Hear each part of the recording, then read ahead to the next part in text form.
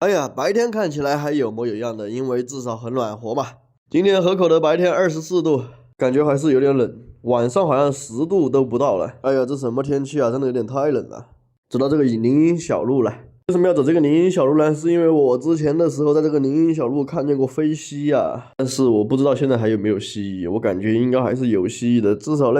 像那些个石龙子、什么多线南蜥什么的，应该是不冬眠的。看看前面一位朋友拿了个麻袋装了什么鱼，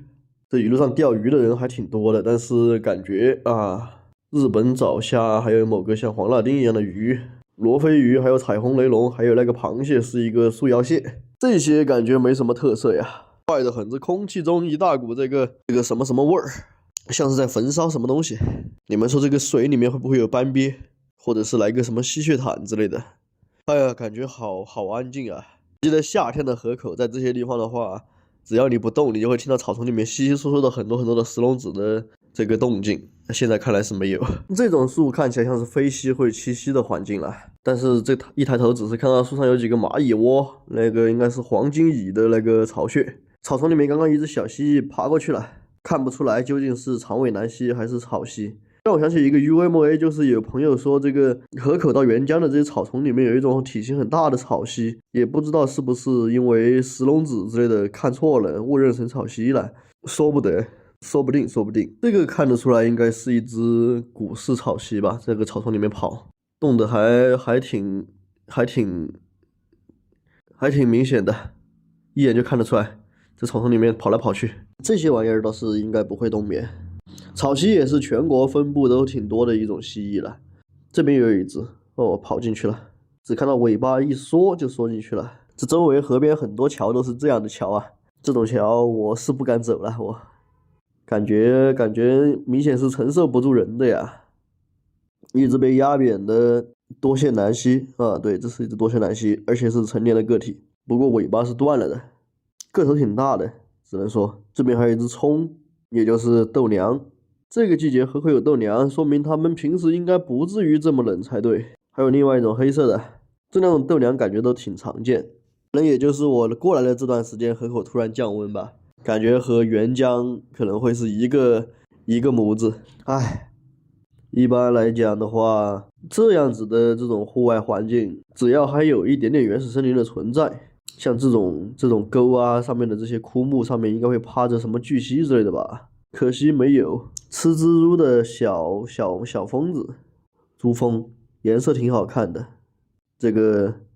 虫子，河口这边有一个很大的特点，就是这些小溪流密布，感觉到处都是小溪，还有丘陵。这种环境也就导致了它可能巨蜥啊、蟒蛇啊之类的动物会非常多，相当适合这些动物的栖息嘛。不过当地人好像几乎都会吃这些动物，所以找不到也很正常。这个天牛我记得好像挺多的，想不起它名字了。当地非常常见的一种天牛，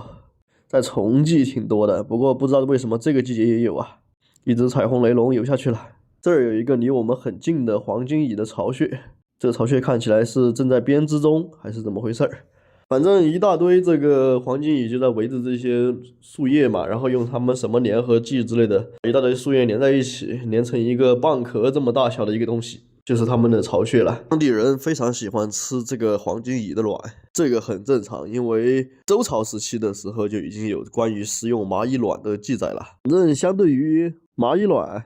卵的话和博弈烤一样，都是某种调味品吧。对，没错，就是一般来说就是肉末制成的某种调味品和蚂蚁卵制成的某种调味品。哎呀，不说了，我感觉我走了这么长时间，一只水龙都没有看到，这说明我应该是遇不到水龙了。可能水龙他们冬天躲起来了，不至于冬眠，不过应该还是躲起来了，说不定哪天冬天突然升温的时候他们又跑出来了那种。哎呀，这不是那个小火车吗？这个火车的速度非常有年代感，非常经典，就是反正就是特别慢，好像就只有20多公里吧，20-30码那个样子，跑得非常慢。如果我在这里等的话，我估计要等上特别久才能够等到这个小火车冒出个头。其实这个火车也不小了，